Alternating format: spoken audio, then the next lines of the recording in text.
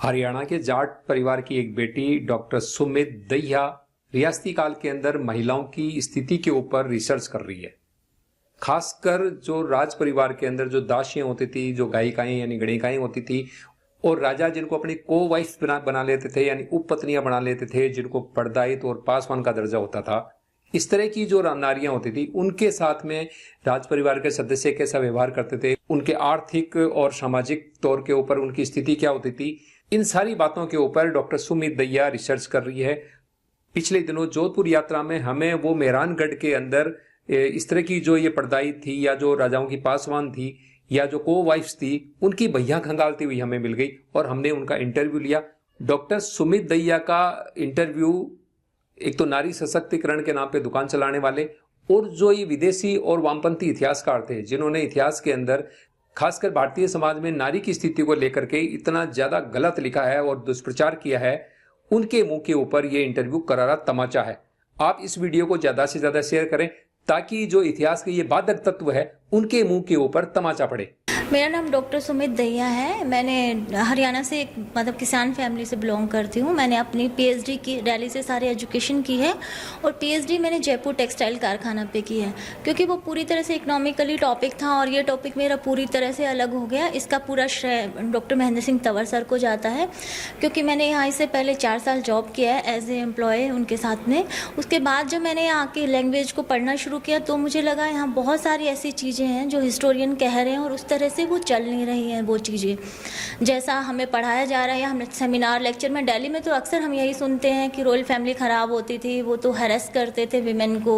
वहाँ विमेन एक बार डोले में आती थी फिर संदूक में जाती थी। हम ऐसी बहुत सारी, मेरी एजुकेशन वहाँ पे हुई है तो मेरी वही थॉट लेके जब मैंने यहाँ ज्वाइन किया तो मैंने समझा कि चीज़ें वैसे ही नहीं थी जैसे हम पढ़ के बड़े हो रहे हैं, जो थॉट हमारे अंदर डेवलप हो रहे हैं। तो फिर मैंने यहाँ के पढ़ना जब स्टार्ट किया तो मैंने देखा कि सिंगर पे अभी किसी ने काम नहीं किया है, जैसे क्षीर सागर जी ने और वसुधा कुलकर्णी जी का कुछ काम है, या फिर जनाना पे जिन्होंने काम किया है उन्होंने बहुत ही वर्स्ट सिचुएशन बताई है सिंगर्स की। तो जब बहियों में जब काम करते हैं हम देखते हैं तो उनकी सिचुएशन ऐसी थी ही नहीं जैसा हम उसको दिखाने का प्रयास कर रहे हैं। तो मुझे ऐसा लगता है ये डेलिबरेटली किया जा रहा है हिस्टोरियन, या पता नहीं लैक ऑफ नॉलेज की वजह से किया जा रहा है,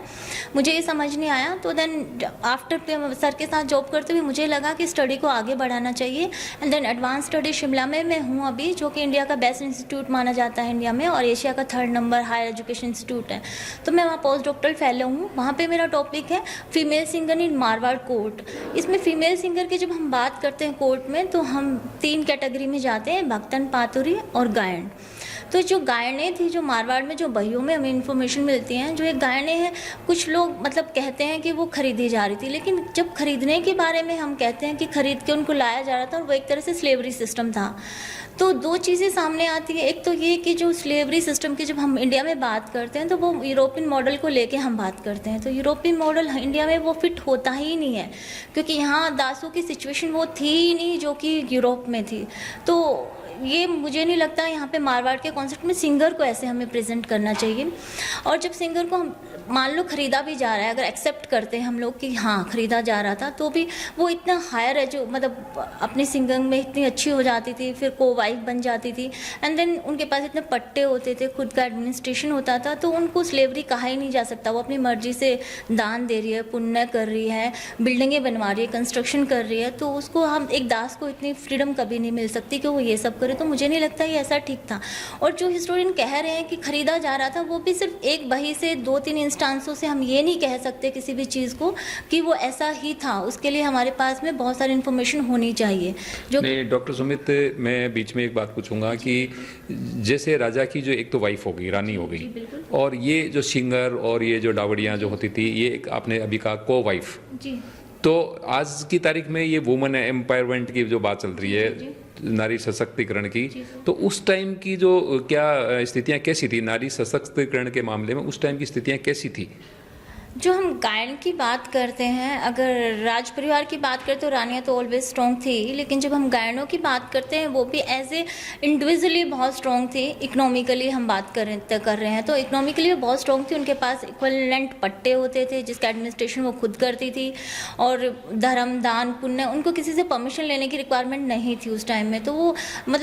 अगर हम इकोनॉमिकली उनकी बात करें तो बहुत स्ट्रॉन्ग थी। सोशली तो ये है कि रानियां बाहर नहीं निकलती थी, लोगों के साथ में उनका इंटरेक्शन नहीं होता था, वो एक अलग एस्पेक्ट है, लेकिन इकोनॉमिकली वो बहुत ज़्यादा स्ट्रॉन्ग होती थी। और बेसिकली जब हम बात करते हैं तो जैसे भक्तन, पात्र और गायन तीनों की बात करते हैं, तो जो गायन बहुत सबसे ज़्यादा, अगर हायरार्की की उनकी बात करें तो गायन सबसे ज़्यादा हायर पोजीशन पे होती थी। अगर वो परफॉर्म कर रही है, बहुत इंटेलिजेंट है, ब्यूटीफुल है, राजा को पसंद आती है तो वो को वाइफ बन जाती थी, पर्दायत बन जाती थी। उसके बाद वो सिंगिंग नहीं करती थी, किसी के सामने भी परफॉर्मेंस नहीं देती थी। नहीं, को वाइफ बनने के बाद में जो राज परिवार के जो दूसरे जो लोग होते थे, राजकुमार होते थे और परिवार के जो राजा के दूसरे सदस्य होते थे, उनका उनके साथ किस तरह के व्यवहार का रिकॉर्ड मिलता है आपको? जो बहियों में हमें डेटा मिलता है वो उनको एज ए फैमिली मेंबर की तरह उनको ट्रीट किया जा रहा है। उनको पहले जब वो जैसे नई शादियां होती हैं परिवार में तो पग्गे रखने लगने की एक जो परंपरा है मतलब पूरे ही राजस्थान में, तो उनके पैर छू के उनको ये एहसास कराया जाता है कि वो फैमिली का पार्ट है। जैसे महाराज कुमार की किसी की भी शादी हो रही है तो उनके पैर छू के उनसे आशीर्वाद लेती है और नजर निचरावल होती है।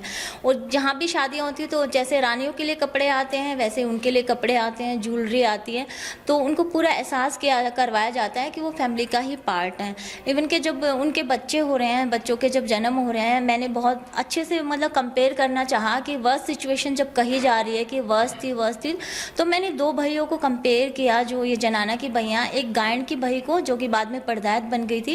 एंड देन दूसरी रानी की बही को की। दोनों के मैंने बच्चों के जन्म हुए, एक ने महाराज कुमार को जन्म दिया और इनके बच्चों, गायनों के बच्चों को इनको मतलब बाबा कहा जाता था। तो मैंने दोनों को कंपेयर किया तो इक्विवेलेंट पैसा खर्च हो रहा है दोनों के बर्थ पे, तो मुझे नहीं लगता कि उनमें कोई मतलब उनको डिप्रेस थी, वो भेदभाव नहीं था। भेदभाव मतलब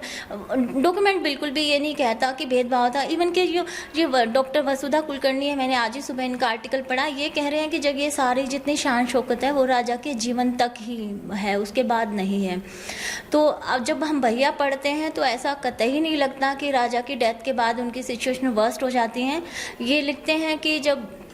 राजा की डेथ होने के बाद में उनको महल से निकाल दिया जाता था, क्योंकि नहीं, कई जगह हमने ये भी सुना है कि कुछ लोगों ने लिखा है, इतिहासकारों ने, कि इस तरह की जो ये को वाइफ्स होती थी उनको ज़बरदस्ती साथ में राजा के जला दिया जाता था। तो इस तरह की जो जला दिया जाता था या नहीं, यदि नहीं जलाया जाता तो उनकी लाइफ कैसे होती थी, उनके साथ कैसा व्यवहार होता था, वो आपको इन दस्तावेजों में कैसा मिल रहा है? सर, ये आपका सवाल बिल्कुल सही है। अक्सर मुझे भी आईएएस में यही पूछा जाता है कि जब सती हो रही है तो उनको ज़बरदस्ती सती अफीम खिला के, एक्चुअली वो तो ये कहते हैं कि उनको अफीम दे दी जाती थी और उनको मतलब फिर सती किया जाता था अपनी रॉयल्टी को बढ़ाने के लिए। बट मुझे बिल्कुल भी सही नहीं लगता है, क्योंकि इसमें दो तथ्य सामने आते हैं। एक तो ये कि जो रानी है, रानियाँ भी सती हो रही हैं और सब नहीं हो रही हैं, कुछ हो रही हैं कुछ नहीं हो रही है, तो ये पूरी उनकी चॉइस पे है, उनकी श्रद्धा पे है कि वो सती यदि जलाया जाता तो सबको जलाया जाता। बिल्कुल बिल्कुल, या सबको जलाया जाता है या फिर किसी को नहीं जलाया जाता। लेकिन जैसे कुछ हैं कुछ नहीं हो रही हैं, तो मतलब ये उनकी खुद की श्रद्धा पे मतलब बेस है कि हम क्या करना चाहते हैं, वो कैसे उनके रिलेशनशिप है या वो उसको कैसे अपने आप को सर्वाइव करना चाहती हैं। लेकिन जब गायनों की बात करते हैं तो बहुत सारी गायनें ऐसी हैं जो कि राजा की डेथ के बाद में जिनकी डेथ नहीं हुई। मैं इनका एग्जाम्पल देना चाहती हूँ वसुंधरा कुलकर्णी का। ये मैम क्या, ये सारिया मैम जो भी है, मुझे ये तो नहीं पता ऑथर कौन है, बट मैंने इनका आर्टिकल पढ़ा तो मुझे समझ में आया बहुत अच्छे से कि ये कह रही है जब राजा चले जाते हैं तो फिर उनकी सिचुएशन बहुत वर्स्ट हो जाती है, उनको यहाँ से निकाल दिया जाता है, तलहटी के महलों में शिफ्ट कर दिया जाता है और ये सब कुछ जितनी शान शौकत है वो बहुत ही दयनीय स्थिति में जीवन जीते हैं। लेकिन जब हम बहियों को पढ़ते हैं तो हमें ऐसा कतई नज़र नहीं आता कि ऐसा हो रहा है, क्योंकि जब राजा की डेथ होती है तो एक दो ही इंस्टांस मिलते हैं जहाँ हमें तलहटी में उतारने के मतलब साक्ष्य मिलते हैं। लेकिन तलहटी में भी कोई ऐसा नहीं है कि वहाँ पे झुग्गी झोपड़ियाँ हैं, वो बहुत अच्छे से महल एस्टेब्लिश महल थे स्टेट टाइम पे। जो नया राजा बनता था जी, तो जो पुराने राजा की जो ये को वाइफ्स होती थी, पर्दायित होती थी, या जिनको पासवान का दर्जा दिया जाता था, उपपत्नियाँ कह सकते थे, तो उनके साथ नए राजा का किस तरह का व्यवहार होता था, वो उनको क्या कह करके संबोधित करता था?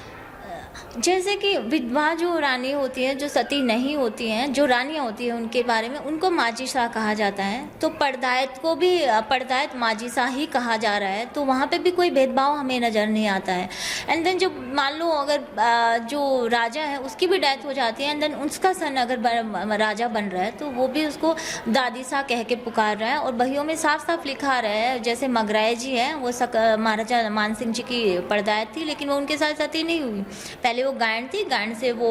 पढ़दायत बनी, पढ़दायत से उसने पासवान की पदवी ली, जबकि मारवाड़ की इसमें मतलब 2 ही या 3 ही ऐसी पढ़दायतें हैं जिनको पासवान का स्टेटस मिला, जैसे गुलाब राय जी हैं, मगराय जी हैं, रूपजोत राय जी हैं, तो उसको पासवान तक की उपाधि मिली। तो जैसे ही महाराजा मान सिंह जी की डेथ होती है और तखत सिंह जी आते हैं, तो उसको कहा वो उनका सीधा स्टेटस बदल जाता है। अब वो माजी सा कह पढ़दायत जी माजी सा लिखा आ रहा है बहियों में, आगे फिर उसमें लिखा आ रहा है जब जसवंत सिंह जी आते हैं कि पढ़दायत मतलब दादी सा, पासवान दादी सा, तो उसका स्टेटस पूरी तरह बदल रहा है। लेकिन उसके जो पट्टे हैं उसकी वैल्यू कम नहीं हो रही, उससे पट्टे नहीं लिए जा रहे, उसका घर खाली नहीं करवाया गया। इस तरह के हमें कोई भी साक्ष्य बहियों में देखने को बिल्कुल भी नहीं मिलते हैं। इवन के जैसे रानी के महल की मरमर तोड़ी है, चूना लग रहा है, तो वैसे ही उनके महलों में भी लग रहा है। तो ये जो मुझे लग रहा है ये एक मिथ है लोगों के बीच में या इतिहासकारों के बीच में, या मुझे ऐसा लग रहा है कि एक हिस्टोरियन ने लिख दिया कुछ भी, उन्होंने एक स्टेटमेंट दिया बहुत साल पहले, हम लोग उसी स्टेटमेंट के बेस पे आगे बढ़ते चले जाते हैं। कॉपी पेस्ट हो रहा है जी, कॉपी पेस्ट हो रहा है, बिल्कुल आप ये कह सकते हैं, क्योंकि हम अपनी ना तो न्यू रिसर्च क्या है, हमें रिसर्च में सिखाया जाता है ट्रूली जो रिसर्च होती है, या तो न्यू इंटरप्रिटेशन कीजिए आप सोर्स की, या फिर आप न्यू सोर्स को प्रोड्यूस कीजिए और दिखाए, मतलब सॉरी मैंने प्रोड्यूस वर्ड गलत यूज़ किया, न्यू सोर्स को आप खोजिए कि किस तरह से नया सोर्स है और किसको हम काम में ला सकते हैं। लेकिन अब दोनों ही दुर्भाग्यपूर्ण है ये कि इतना बड़ा इंस्टीट्यूट है,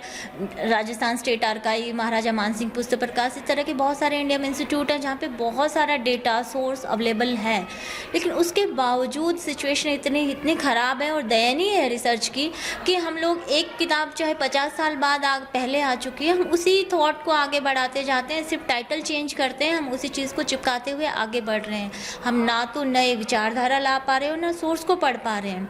जो कि मुझे लगता है रिसर्च के क्षेत्र में ऐसा नहीं होना चाहिए, क्योंकि इतना सारा सोर्स है जो हमारे पास में बहियों को लेके हैं, तो इसको पढ़ना चाहिए और समझना चाहिए कि किस तरह से चीज़ें बदल रही हैं। एक स्टेटमेंट किसी ने दे दिया कि वर्ष था, वो उनकी छोटी छोटी बच्चियों को, मुझे भी आईएएस में एक सेमिनार में मुझे बहुत बड़े हिस्टोरियन लोग मुझसे क्वेश्चन कर रहे थे कि नहीं सती होता था, छोटे छोटे बच्चियों को 5 साल की बच्चियों को सती किया जाता था। लेकिन सिर्फ कह देने से चीज़ें नहीं होती, आप 4 यूरोपियन हिस्टोरियन ने जो लिखा है आपने बोल दिया, तो उनकी ऐसा नहीं हो सकता, ऐसा था। डॉक्टर सुमित, मेरा आखिरी सवाल आपसे ये है कि जो ये महिला सशक्तिकरण है, आपने जो इतनी बहियाँ पढ़ी, इसके अंदर आपको इन दस्तावेजों के अंदर महिला सशक्तिकरण कैसा मिला? जो हम आज वुमेन एम्पावरमेंट की बात करते हैं वो चारों तरफ हो रहा है, मोदी जी का भी संदेश है बेटी बचाओ और ये मतलब देश को आगे बढ़ाओ, ये सब ठीक है। लेकिन ये जो हम आज बात कर रहे हैं ये आज से मतलब 100 साल पहले या 150 साल पहले हो चुकी हैं ये सब चीज़ें। हम उन्हीं को वापस हम अपने मतलब पास्ट की तरफ जा रहे हैं एक तरह से। मतलब आपको इन दस्तावेजों में उस जमाने की नारी बिल्कुल सशक्त मिली? मुझे अगर इकोनॉमिकली बात की जाए तो बहुत इंडिपेंडेंट और सशक्त मिलती है, लेकिन अगर हम सामाजिकता की बात करें तो सामाजिक तौर पे नहीं मिलता। लेकिन क्योंकि हर चीज़ की हर समय की एक अपनी डिमांड होती है और परिस्थितियाँ होती हैं। जैसे हम सनत परवाना भैयों को पढ़ते हैं, आम विमेन को देखते हैं, जो मारवाड़ की आम जनता थी उनमें महिलाओं की स्थिति, जैसे कारीगर, मैंने एक प्रोजेक्ट भी किया है टेक्सटाइल आर्टिजन पे, तो आर्टिजन विमेन बहुत इंडिपेंडेंट थी, मतलब सोशली वो कहीं भी जा सकती थी, आ सकती थी, खेतों में काम कर रही थी, हस्बैंड को जैसे जुलाई और दर्जन है तो साथ में काम करके उसको इकोनॉमिकली भी सपोर्ट कर रही थी और साथ में इंडिपेंडेंट थी। बट रॉयल फैमिली के साथ में एक अलग एस्पेक्ट, क्योंकि किसी चीज़ के फ़ायदे होते हैं तो थोड़े से उसके वैसी भी चीज़ें होती हैं जो मर्यादाएं होती हैं, मैं उसको नुकसान तो नहीं कहना चाहूँगी लेकिन कुछ मर्यादित चीज़ें होती हैं। तो जैसे कि हम जैसे बाहर निकल जाते हैं, आजकल मूवी स्टार बाहर नहीं निकल पाते हैं क्योंकि भीड़ जमा हो जाती है, अदर चीज़ें हो जाती है, तो आप उसको वैसे भी ले सकते हैं कि वो सशक्तिकरण तो था उनके पास में, वो बहुत इंटेलिजेंट थी, अपना एक एक चीज़ डेली डायरी जो आज हम कहते हैं लिखना चाहिए, तो वो डेली डायरी मेंटेन कर रही है इतने सालों का, एक एक पढ़दायत के हमें 300 भैया मिल रहे हैं, तो इतना उसको मेंटेन करना, एक एक चीज़ का खर्च मिल रहा है कि उसने किस दिन किसके लिए क्या खर्चा किया, कौन से त्यौहार पे दिया है, मंदिर में दिया या शादी में खर्च किया, कौन से कपड़े खरीदे और किस तरह से उनके जो फैशन की जो समझ थी भैयों को देख के लगता है कि आज की जो हम मॉडर्न इंडस्ट्री की बात करते हैं टेक्सटाइल में या फिर ज्वेलरी में, उसका एक बहुत सक्षम मतलब उदाहरण हमें देखने को भैयों में मिलता है कि वो बहुत ही, उनको फैशन की बहुत अच्छी समझ थी, ब्यूटी की बहुत अच्छे से समझ थी, प्लस वो इंटेलिजेंट बहुत थी कि अपना एक एक पैसे का हिसाब रखना उनको आ रहा था, एडमिनिस्ट्रेशन उनका बहुत स्ट्रॉन्ग था। तो मुझे लगता है वो इकोनॉमिकली बहुत ज़्यादा मतलब सशक्त वुमेन थी उस टाइम पे। तो ये थी डॉक्टर सुमित दहिया, जो उस जमाने की रियासतीकालीन जो नारियां थी उनके सशक्तिकरण के ऊपर और उनकी क्या समाज के अंदर स्थिति थी, आर्थिक रूप से कैसी स्थिति थी, उनके ऊपर रिसर्च कर रही है, जो आपको इस इंटरव्यू के अंदर जानकारी दी गई है। तो जुड़े रहे हमारे चैनल के साथ, हम फिर इसी तरह की शख्सियत को लेकर फिर हाजिर होंगे। धन्यवाद। Thank you.